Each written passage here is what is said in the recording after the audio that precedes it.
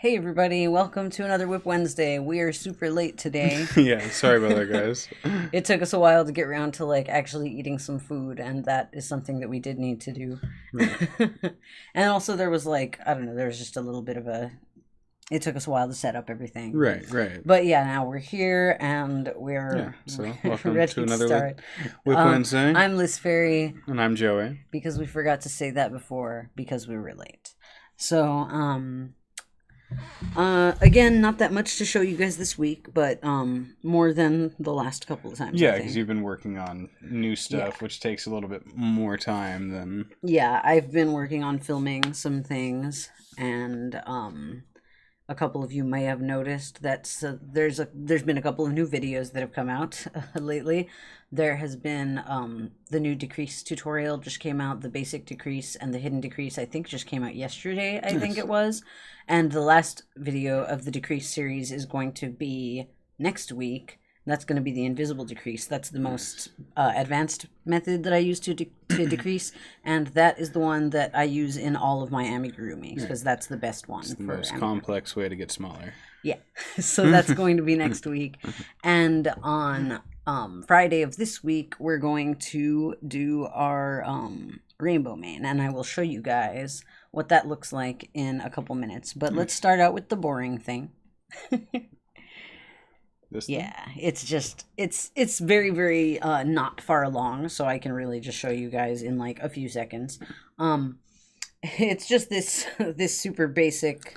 It looks like a hexagon. It's supposed to be a circle, but I didn't really offset my decreases, so it's kind of more of a hexagon. It's got a It's got really a cool cool spiral to I know it. it's got a cool swirl pattern, and I will show you guys a closer view of it so that I can show you guys how that happens, because I did it in a slightly different way than you do most normal stitches. Oh, and by the way, this is going to be, I'm going to try to make us a hanging planter holder basket thing out of this, because we have like a random hook up there. It used to have my fairy wings mannequin guy on it, but Yeah. I took the wings off of him because I wanted to use them. So I'm trying to figure out a way to actually, I should have brought those out actually, I know, because that right? is technically a whip now, because I'm trying to figure out a way that I can get those to stick Just on any clothes. Yeah, just be able to easily incorporate it instead into of them whatever being on outfit. sewn onto one single piece. Yeah. So but this is going to be what replaces that guy that I had hanging up there. Yeah, now give us a little house plant, so that'd be cool.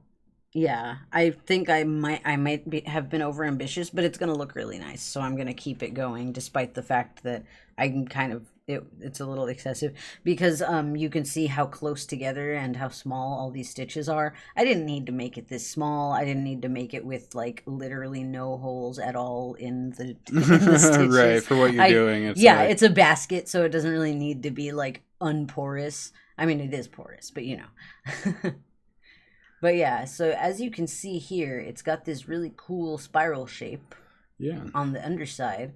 And that's because of the way that I'm making these stitches. And that's also what creates this trippy, like almost pinwheel type shape. Yeah, that looks pretty cool on too. the outside.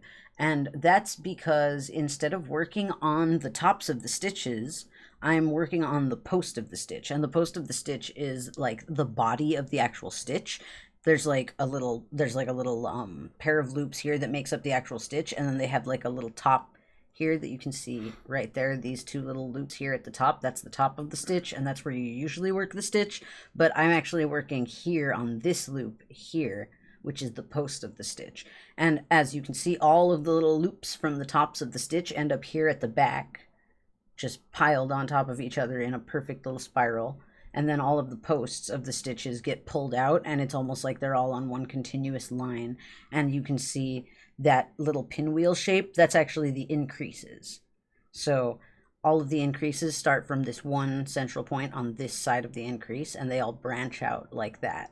And that also gives you an idea of when you're working an increase, usually the increase will drift slightly into this side as you work, and you can just see that drift really clearly in this pattern. Totally. Because it doesn't go straight down like you would expect it to, like if you were lining it one on top of the other. And there are ways that you can get it to actually do that, but when you do just a normal a normal like method of doing the increase, it will tend to drift like that and have this little curve here, and it gives you this trippy pinwheel aesthetic. Yeah. If you work on the posts of the stitches. And then also another thing that's interesting is it almost has more of a knit aesthetic rather than a crochet aesthetic when you work it like this, and that's kind of interesting to me. So if you're like really if you're working like with really I don't know, if you're working with on the posts, you can almost make like a faux knit piece. Right. Confuse people. And make people think that it's knitted when it's actually crocheted. And there's probably a lot of things that you could do with this spiral of loops kind of thing. Right. And it's kind of similar actually to what I'm doing with the unicorn horns that we're going to look at in a little while too, except those I only left one loop and it's not the top. I didn't work on the post. Although that's an interesting idea. I wonder if it would work if I did that. Then I would have to work it inside out though. Maybe I should try that and see if that works better than what I've been doing. Right. If so, then I have to refilm that entire tutorial, and that's unfortunate. No, just do an alternative version. Be worth it. Do both. It looks really cool though. Like it has like a really solid ridge, you know? And that might actually look nicer. I might do that because then the tip would be on the outside. Oh my god. Oh. Epiphany. Yeah, no, this might be better. Now I gotta go back and rework and it happened live. No. But yeah, I might have to reshoot that entire pattern. But that's okay. We can do that. It's not too bad. Not the whole thing, just the whole part that's crocheted. Anyway, so this is going to be a planter holder thing, maybe, potentially, if I can get it to work. Yeah. The problem that I'm having, for some reason, it just keeps not wanting to be flat. It's almost kind of bowling itself. But it's probably fine for if it's going to hold something. Like, it's probably going to take the shape of whatever. Once there's a planter pot in there. Yeah, exactly. It's just going to take the shape of whatever pot. How wide is that? I have no idea. It's probably going to be a lot wider than this, and that's the other reason why I was a bit overambitious with the size of the stitches and the size of the hook that I used. So because it might be good to have a certain diameter of like pot. I'm just going for a while because I know it's going to take me a while to get to any diameter that I want to get to.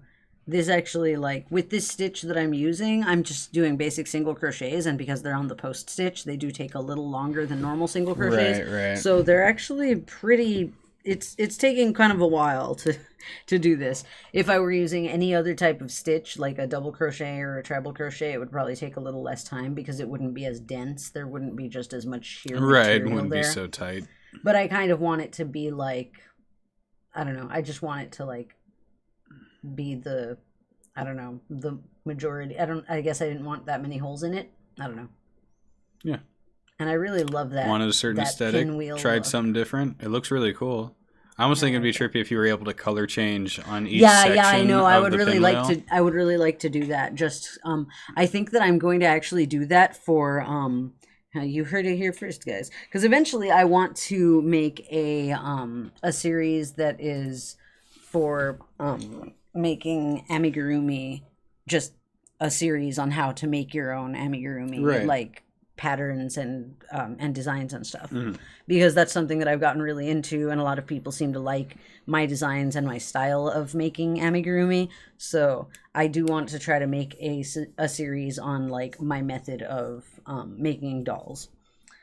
But something that I've thought of doing when I eventually do that series is talking about how you can get different types of shapes from different styles of increasing, because that's something that I use a lot of in my own designs, is like just moving decreases and increases around just to get different like shapes and different like folds in a certain part of a doll. Right. And I think it would be really cool and interesting to try to make a doll in like a super basic like flat color like this kind of, I guess, oatmeal gray is what this color actually is. Yeah. No, and it's literally it's literally called oatmeal. Is it called oatmeal gray? It's called oatmeal. I would call it a gray though. Right. It's too washed out to be anything else. Just be sad for oatmeal everywhere. Yeah, it's Red Heart's oatmeal. I think it's from Red Heart. Pretty sure it's from Red Heart. It looks like a Red Heart skein, but but I think it would be really cool to do something in like a really flat color like that, and then to do all of the increases and all of the decreases in a random like bright color, right? Just to show like, oh, this is where the design like the increase like pops out. Right. And this is like where all of the decreases are, and you can just see on the doll where all of that is. And I think that would be a really interesting thing to do in like that series whenever I eventually do that. I just have to think of a good format to do it. Yeah. And I am in the middle of doing my beginner series right now, so I am kind of like, and also I'm in the middle of doing this unicorn, and also I'm in the middle of doing my Yoshi. Yeah, so I do have a lot of stuff in the middle of like half a dozen things. Yeah, I have a lot of stuff going on right now. So it'll take me a little while to get to that series, but eventually that would be a really cool thing to try to do. I definitely want to do that. I just have to figure out a good way of formatting the script for it, I guess, because I want it to be, I don't know, I want it to have as much information as I can get, and I want it to have like a really helpful like formatting, I guess, and I really have to like be on top of just figuring out what the best way of formatting. And in order to do that, I kind of have to like think about the whole series as a whole before I can even make the first one, you know what I mean? Just so that I have all the formatting conceptualize the whole. Yeah, exactly. And that's something that I'm really learning from doing this beginners series, actually. So anyway, this was supposed to be the boring thing. Let's not talk about this thing the whole time. Yeah. Okay. Next up. So, let's talk about, let's do her next, because I haven't done that much work on her. I need to sew in those ends. Literally the only thing... Well, hair looks cute pulled like that, though. Actually... in the middle of it getting... that's what I've been working on, is her hair. I also sewed the rest of the green onto her irises, finally. So now I just have to kind of fix the whites of the eyes around the irises to kind of clean it up a little bit and, like, opaque out the irises a little more. Because they're kind of a little bit, like... not clearly defined enough. They're just, I don't know, there's not as many stitches as I would like layered on there. I almost wish that I had done it in a different way just so that it would be a little easier, because of how much layering I had to do on the face of stitching. It's just like literally it's hard as a rock, and it's just hard to get a needle in there anymore. So I just kind of wish that I had used a different method to do the eyes than to do embroidery. But, you know, here we are. So I have to figure out how to... there's things that I've thought of doing, but I don't know if I want to risk destroying the entire head of this doll. No. So I'm going to not do that. Yeah. Yeah, I don't want to experiment on something that's literally like 90% finished. But, so I did that, and then also I'm working on trying to make the hair look a little bit more realistic in the style that I do hair now. So, oops, sorry, that's not over yet. Sorry, guys. I mean, thanks, though. Thanks, guys. Thank you. But anyway, we're not done yet.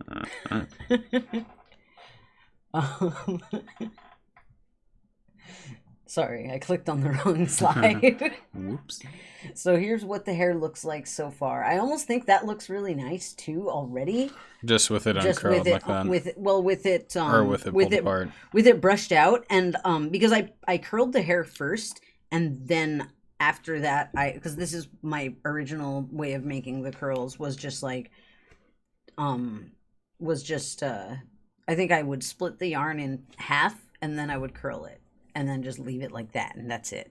But now I will do the thing where I brush out the ends and then curl the whole thing like after. But this has already been curled before I brushed out the ends, and it almost has like a really nice like fluffy aesthetic. Yeah. But just because of the fact that it doesn't really match all the way down, it's not like it does bug me a little bit. So I am going to have to like recurl all the hair so that all of the curls look the same, and it will get rid of this fluffy texture, unfortunately. Probably there's maybe a way that I could try to as I would really like to be able to have something like a texture like that all the way up the hair, but I haven't really figured out how to do that at a great length yet, because you can only really brush the hair out for so long before it will start to break. Yeah, it just gets damaged. Yeah. Yeah, I'm sure that there's a way that I could do it, but I have not figured out a way to do it yet. So I'm going to probably end up recurling all of this from the top down to the bottom just so that all the curls match. Here's the other side that I've done. And then all of the back, which isn't done yet, and that's all in the same old style that I used to do, where it just looks like just yarn. Right. But hopefully when I finish curling it, it'll have like a more realistic hair-like appearance. And here's her face. I just filled it, like, this one's a lot neater than this one. Just because by the time I got this one done, like, her face was a solid rock at that point. And this one I did a little earlier on, so this one I was able to get a lot more nice. But I think I'm just going to have to, like, try to clean it up as best I can with the eye whites. Because, yeah, it's really hard to get to get a needle in that She's got a dense head. Mm-hmm. If I had done a better job of making the face in the first place, and I hadn't had to stitch on all of that stuff to fix the shape of the face, I think it would have been okay. But because of that, it's just too solid. So could smack someone real good with it. I could. But I might do an experiment on a different piece and see if that works. And if it does, then maybe I'll try to fix her face or fix her eyes in a way that is not, so that I don't have to embroider it anymore. That looks kind of creepy.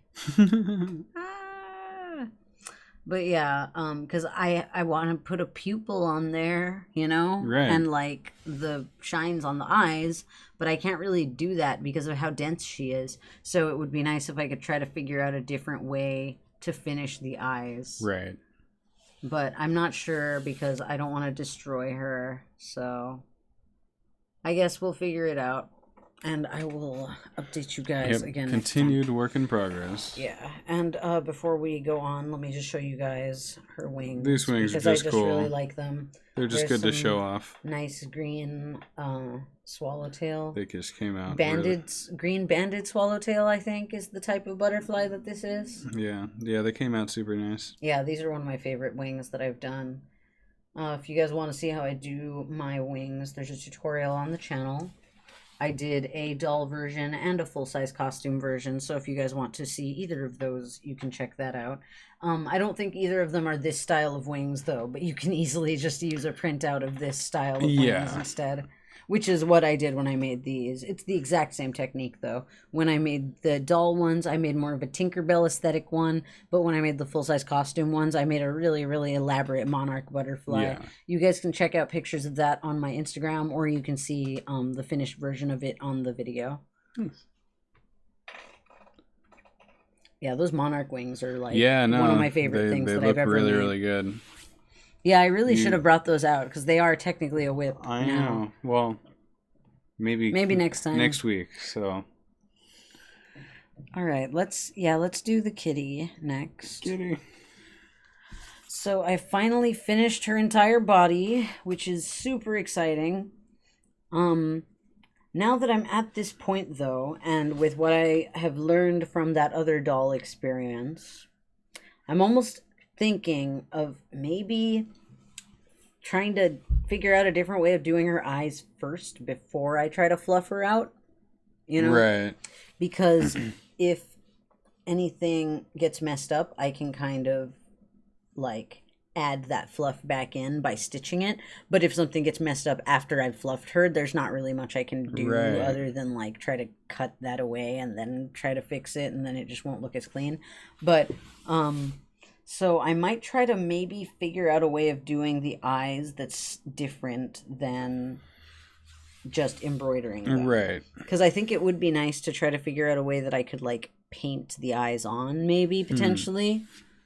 But I don't really want to like there's not really space for me to add a piece of hardware or anything, and I don't really like using safety eyes or anything like that. Right. So I'm not sure exactly how I can do it, but I'm going to try to experiment with that this week. And then also, once that's done, then I can try to fluff her out, and then we will see her finally in her fluffiness, and that'll be really, really satisfying. In her full fluffy at last. form. And I still have to figure out a costume for her. I have a couple of drawings that I've made, but Nothing is set in stone yet. I have like a little hairstyle that I think I might want to do on her that might be maybe a solid decision. Right. That doesn't sound very solid. If you guys have any ideas, leave them in the comments or chat.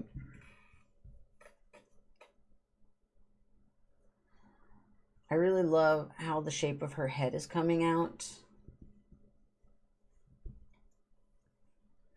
And that tail and the booty looks really nice. That booty. Yeah, I'm kind of debating not brushing out just the booty. Like leaving a little patch of not brushed out hair at the booty. That makes sense. Just below where the tail connects. Just below where the tail is, yeah. Just because I think it would maybe look a little less silly. Because I think that there's going to be a lot of fluff. I'm probably going to have to shave her down a lot, like what I did with the bunny girl. Just because I kind of do like her slim aesthetic. I would like to make a more fluffy cat person eventually, but I don't think I like a long-haired fluffy cat person. Yeah, that would be pretty cool. But I don't think I want her to be that fluffy cat person. Yeah, no, she is really nice. I just really like her shape, so I kind of want to show it off, I guess. Yeah. You can see a lot of the bleed through on her feet. Unfortunately, I didn't use any of my dark fluff to stuff her feet. I should have, but I did not. I might just, something that I do when that happens is I'll just take some yarn that's the same color and then just kind of sew around in like a little spiral super loosely. Like don't pull it tightly at all. Just kind of like loosely weave the thread through with a needle. Just to cover it. Just to cover it up, yeah. And just do that a couple of times so that it's like really securely in there. And it will be covered up once it's fluffed, too. Yeah, because the fluff definitely covers up. It covers up a lot, but, like, that's a lot to cover up, so I'm probably going to need to cover it a little bit with some thread beforehand. What I'm most excited to work on is her face, so... Yeah. I know, it already looks so good, just with the color changes and the slight... shaping that you did. Yeah, because I haven't done that much shaping, but it does look like it has that Siamese shape of the head with like the little tapered in nose and the big giant head. I don't know. I think it looks really nice so far. I keep on thinking it'd just be funny to see like a super long-haired fluffy cat, like a Persian or something. Yeah, like I would like to do that too, but I don't want to do that with this cat. A big old fluffy face, but yeah. Maybe like a big white cat. That was just super fluffy. And yeah, maybe it would be cool to do like a Persian cat so that it has like the squish. You have to do the Michael Jackson werecat from Thriller. I don't know what I was expecting, but for some reason it wasn't that. Right. I would like to do that eventually, actually. That's a pretty cool... I've always really liked how that looks. Yeah, while we're on cats, Thundercats. Accidentally in theme. I know, right?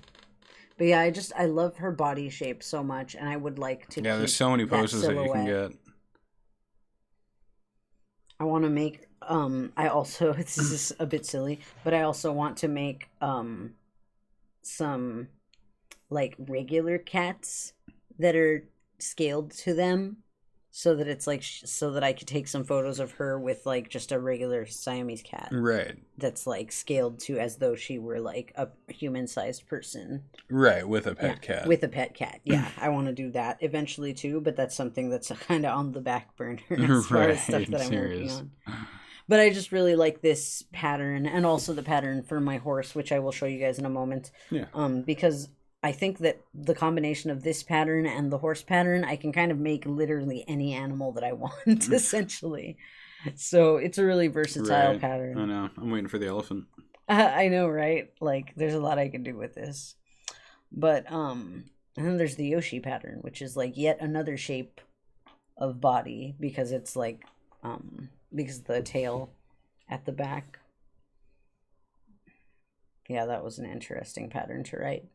So, let's go on to the head, I guess. On to the head? Yeah, let's do the head. We'll do the unicorns last. And this won't take that long to show you guys because it's just one simple thing. So for the people that don't know, in case they're new. I've been working on basically using crochet to try to build a more traditional type of doll, like, you know, like kind of like a plastic like a plastic doll type of shape, aesthetic style doll. And here's what I have so far. I have this solitary head. So essentially you built the form and then you dipped it in glue.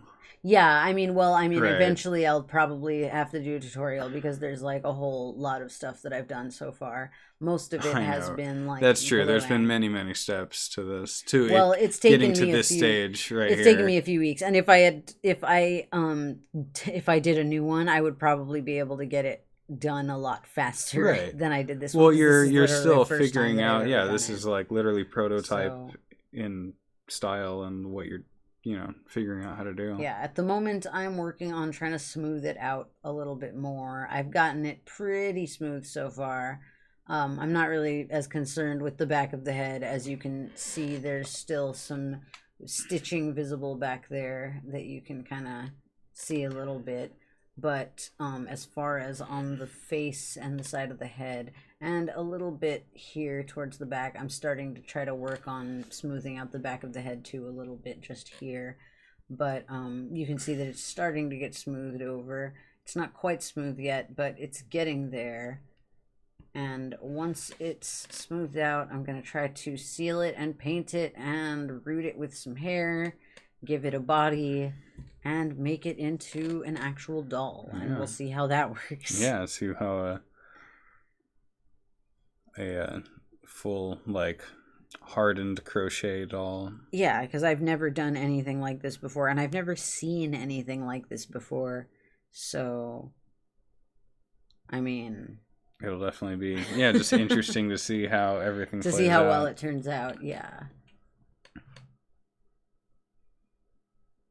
And the nose is starting to take a nice shape that I'm I really like how the features are coming in.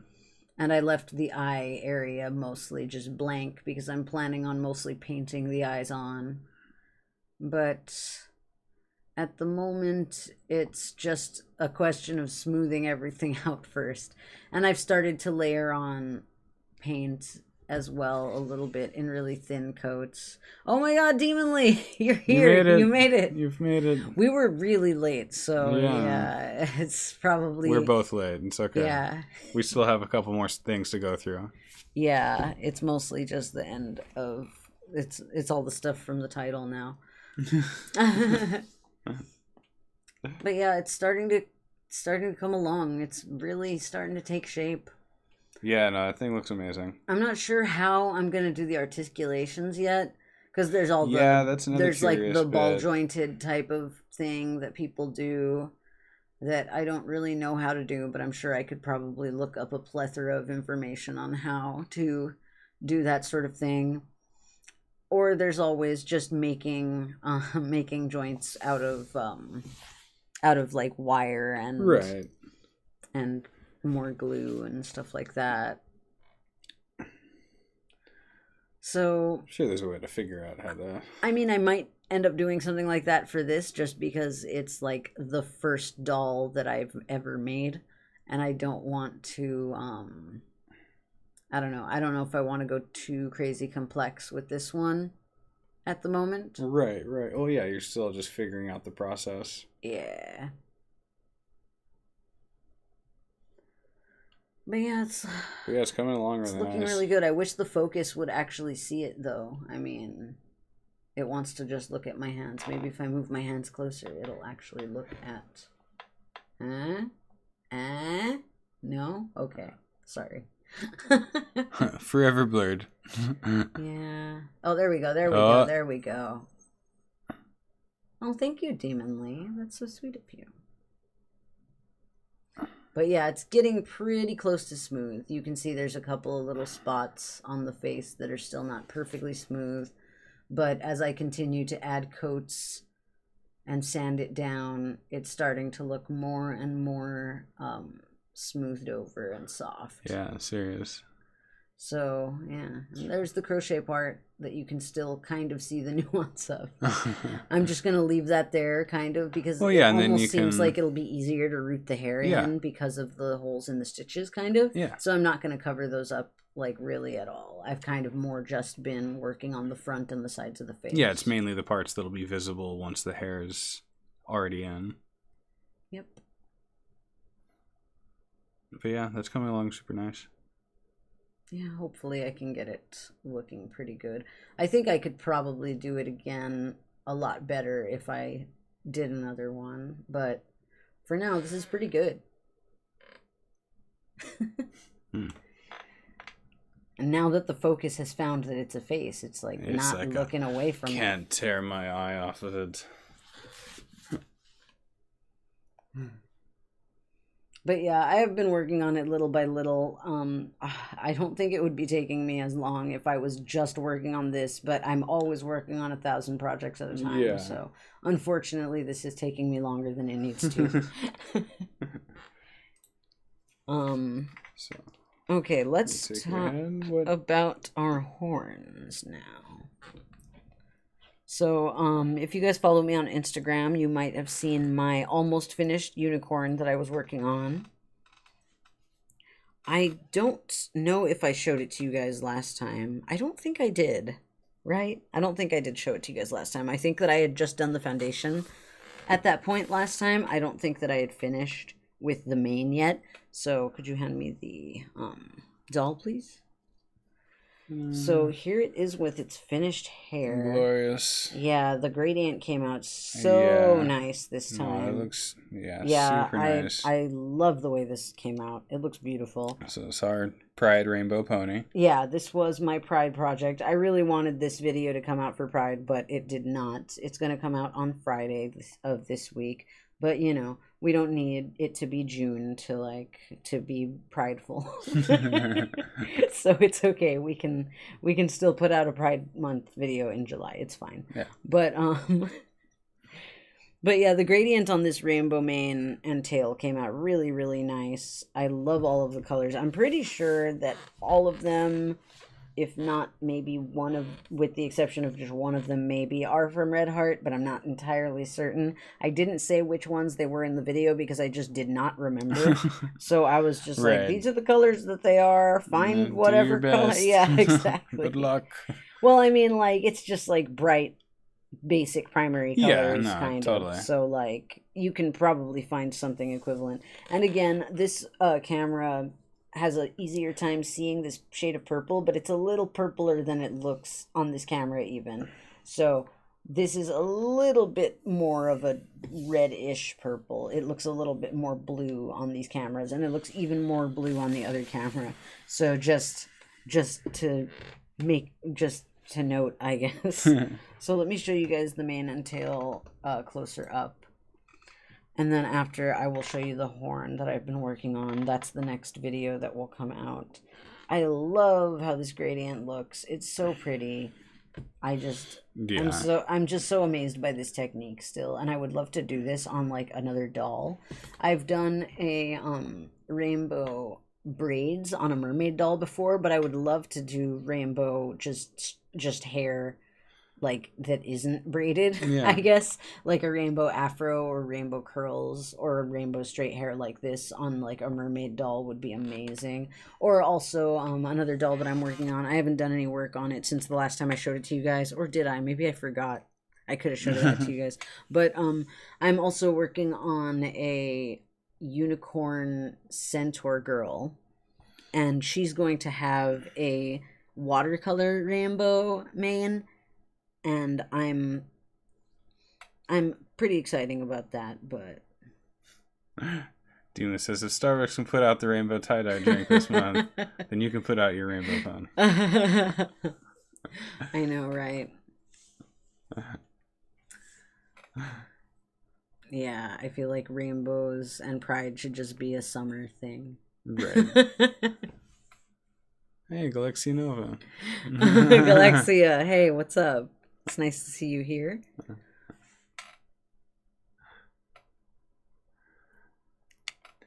Well, we were late too. So. Yeah, Yeah, all of us were a little bit late today, so yeah, it's all good. Oh, it's so hot in here. We'll do a quick little flyby of everything we went over, maybe for just for the people that came in. Was late. So this is coming out pretty well. And the next thing that I have to do to add to it is the unicorn horn, which I am currently working on the tutorial for. I might have to reshoot it because I might have come up with a better way of doing it while we were on stream. Earlier in the stream, just earlier, Liz came to an epiphany, which we might... I might have to reshoot my unicorn horn tutorial because of this, but it's okay. It's fine. So here is... where's the other... unicorn horn finished one. Is it not there? Okay, there we go. So I'm going to show you guys a little progression of them. Here's one that is just a completely crocheted basic unicorn horn. This is just what it looks like when I finish crocheting it. And then here is what it looks like after the hardening phase, I guess. So this is the middle phase. And then the last one here, this is post sanding, post hardening again, and post painting. Yeah, silver paint job. So this is basically to give it a more kind of like the doll head that I just showed you guys. It's the same technique that I used for this. It's to give it a more plastic or clay, like molded type aesthetic instead of crocheted, so that it looks more like a realistic horn instead of like this crocheted version. Alexis says the rainbow hair is gorgeous. They keep missing the streams because they're usually around 5 a.m. UK time. Oh. Yeah, sorry. Sorry about that. Maybe we can do an extra late one sometime. Until, yeah, because we do actually stay up pretty late sometimes. So maybe sometime we'll do like a super late stream for you guys that are watching in different areas. In different time zones. It is so hot in here. Because we live in California. Oh my gosh. Okay. So, the other thing that I have been working on, which is literally the same thing, is I've been doing a costume full-size version of the unicorn horn. So this is what I have so far. This is post-hardening stage, so you can see it's a lot more rigid and not as floppy as a crocheted piece usually is. I wish that I could show you guys here. Let me, like, if I pinch it, it doesn't have any give. See, it has no give. It's just hardened at this point. It's not completely dry yet exactly. It's mostly dry. It's dry to the touch, but there's some spots down here that I maybe glued slightly later than this area that is still a little bit like more squishy that still needs to dry, or maybe it potentially didn't get glued as much as the other parts, so I might have to touch those spots up before I can go to the next phase. But I'm trying to see if the technique works on a larger scale, and it does seem to work on a larger scale. You can see that it is indeed hardened because there's the end of the yarn right there. And it is standing straight up, and that I am going to use to make the little pointy tip of the horn. Nice. Yeah, it actually worked pretty well. Yeah, no, it's pretty cool, and it's just trippy. After it's hardened, you're able to sand it down and shape it like as if it were plastic or wood or something like that.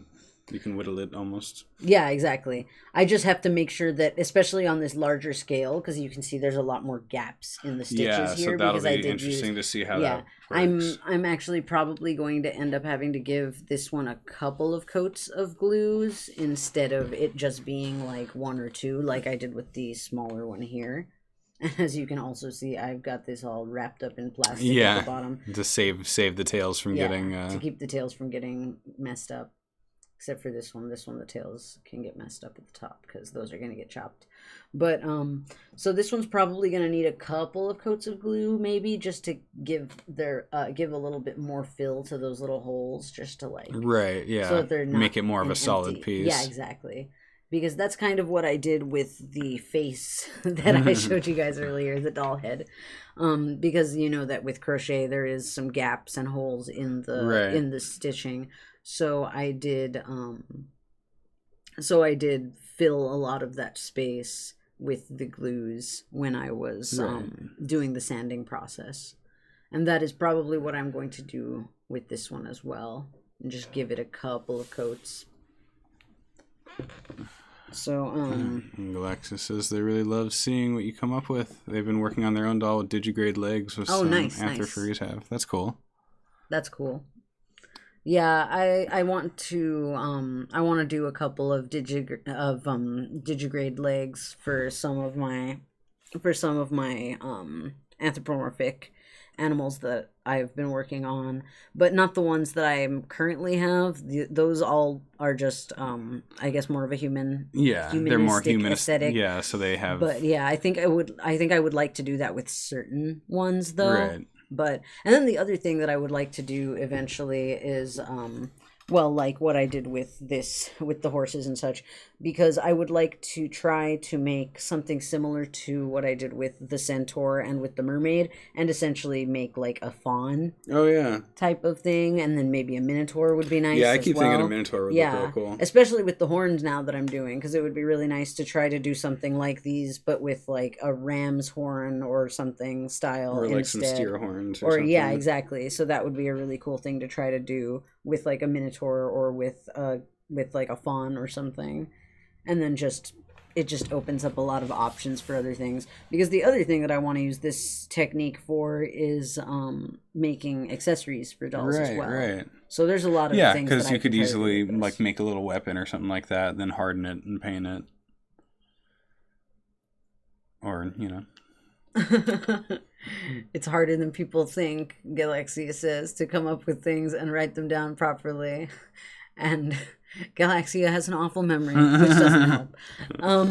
It's funny, I think I have a good memory while I'm doing it, and then I'm like, I don't have to write this down, and then it turns out that I don't, and that I needed to write it. Definitely needed to write that down. What's funny, because I'll remember it, like, right after I did it, and, like, if I do it again after, I'll remember it.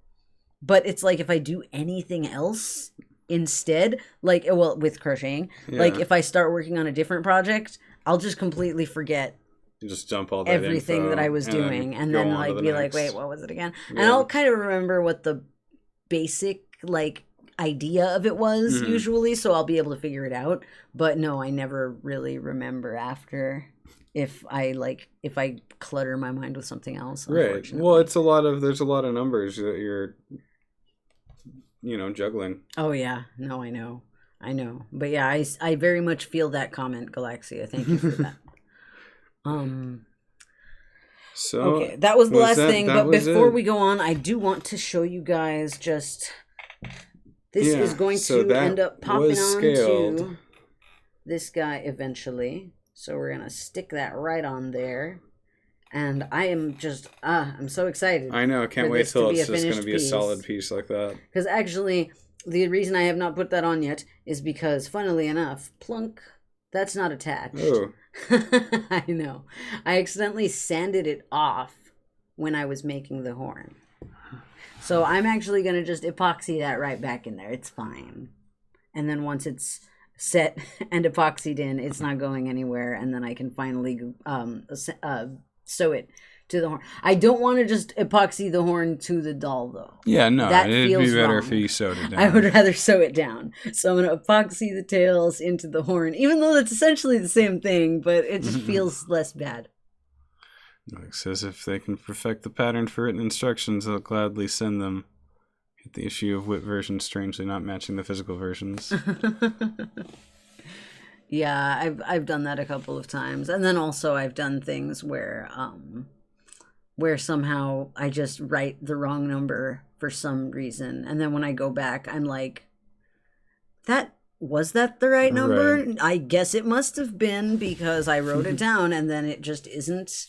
Well, that seems to just happen, because wasn't there that other pattern that you were following that just had mistakes, like, all over the place? Well, I mean, that one was translated, so it could have been a problem with the translation, it could have been localization issues. I don't actually know. Who knows? Right. Who knows? But yeah, writing patterns is definitely a lot harder than people think it is, I think. Yeah, there's a lot that happens behind the scenes, and most people only It takes a long time, too, especially if you're, like, testing all of your patterns before you publish, because that's definitely what I do. And... Because from concept to pattern to tutorial, it's like, a couple of weeks or a month at least. Yeah, usually. with some of mine, it's literally months. Like this horse pattern, are you kidding me? Do you know how long this took me? But then, I mean, I did write like 3 or 4 drafts of it before I wrote the final version. And Demonly says that she's been using graph paper to write patterns down. That's something that I would do to like... conceptualize stuff, but I don't really write patterns down on graph stuff, I guess. I kind of just got so used to the written simple format of patterns that's kind of just what I do to write it down. But I guess when I'm more just like trying to think about the shapes that I'm working with, it does help to do graph paper and stuff. And I do like doing my drawings for my dolls on graph paper too, because you guys know I do make a lot of amigurumi. So I do a lot of drawings of dolls. Yeah. So real quick, let's just show the couple of things that we did that we talked about today. Keep the horse out and dance the cat back on. Demonly's been through 6 different edits of a blanket pattern and finally got it down. Nice. I love that feeling. I'm really close to that Yoshi version. 9 whips to frog. Yeah, I feel that. I feel that so much. I have like a giant pile of whips to frog in the studio right now.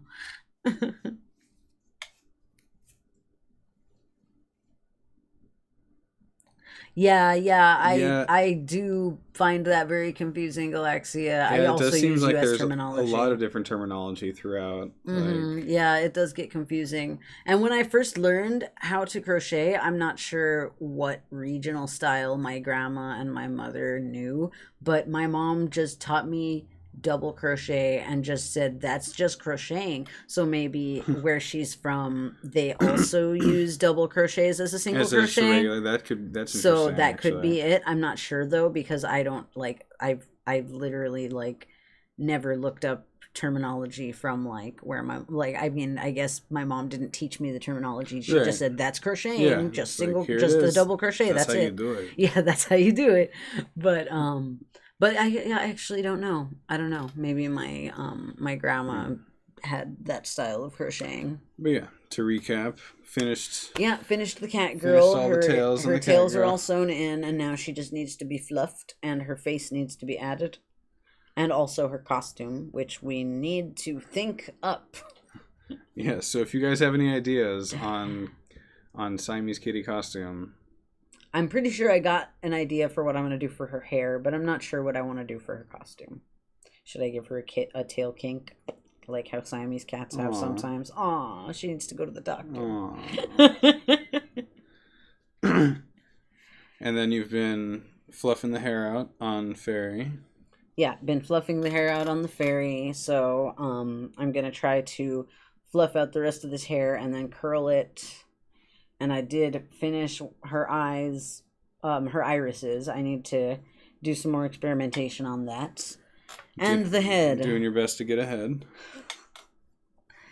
Which you can't see at all, so let's... Yeah, that's that one. That one we have to bring a little closer just to... So there's the head. And yes, it is crocheted. There was a firework that just went off outside. Sorry about that. People are still celebrating 4th of July. I guess.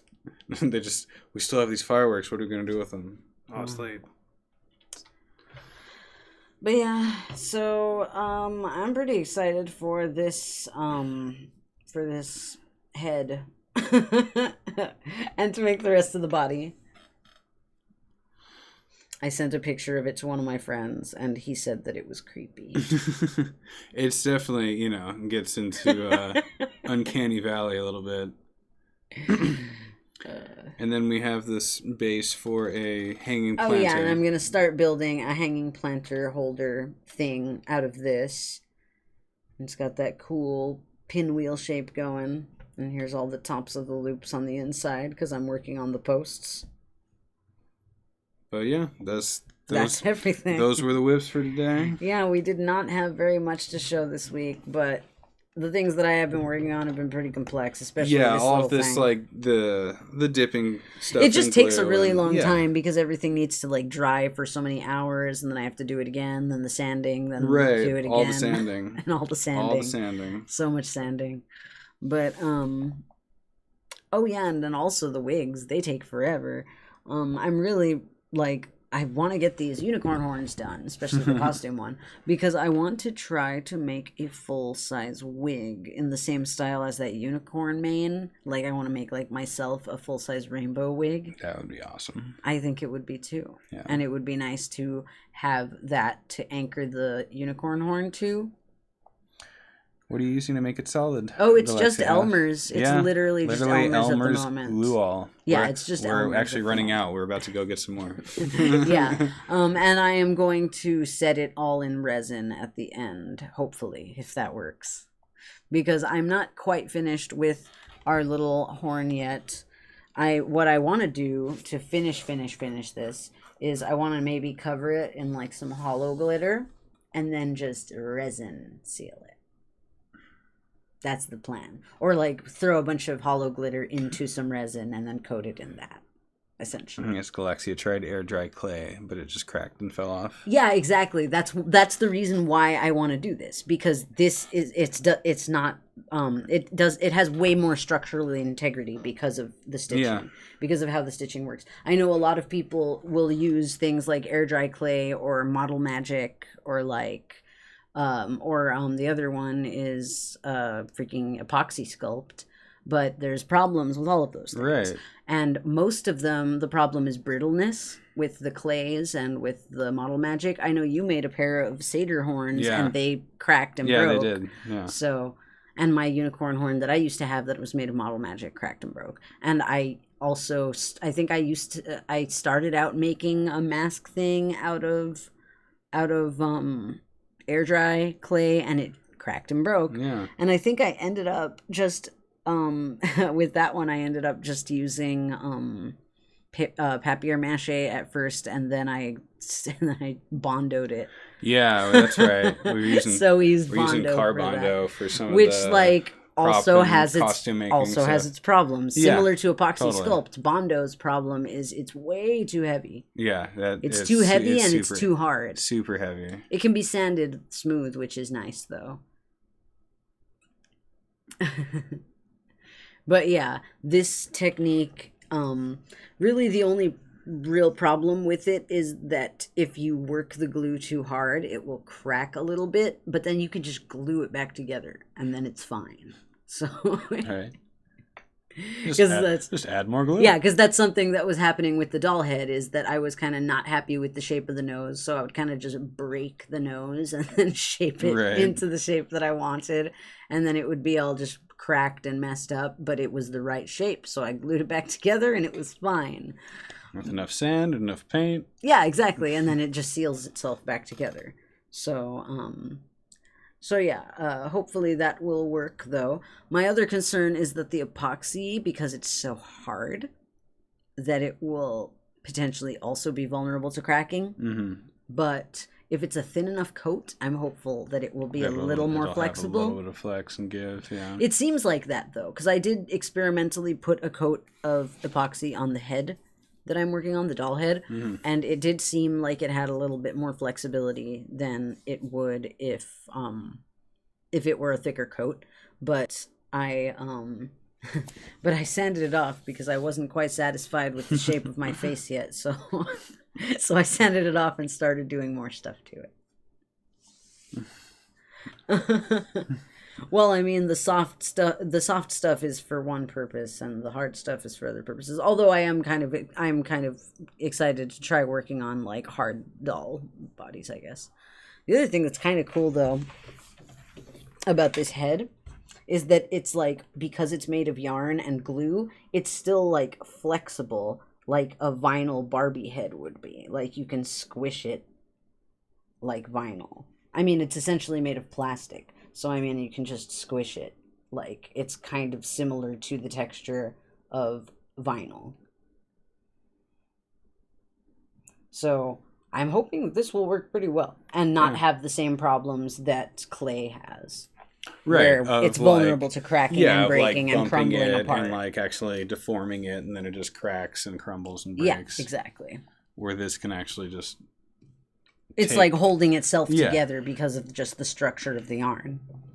So yeah, that's pretty much it, you guys. So yeah, that's the WIP Wednesday. Thank you guys for coming. so Thanks much, for being especially in the chat. Demon Lee and Galaxia. Thanks to Demon Lee and Galaxia for talking to us. Coming in and talking to us. We always, sorry we were late, you guys. We always love it when you guys interact and leave comments and chat and such. I'm a little glad we were late because we were able to talk to more of you guys. I know, right? If we had been on time, we might have missed you guys. Yeah, exactly. So, I mean, you know, maybe being late probably would have ended this way earlier. That's true. That's true. Okay, well, it's been a swell time with you guys, and we'll see you guys next week. Thanks so much for coming. We'll see you guys next week. So, yeah, bye. Till later. Bye.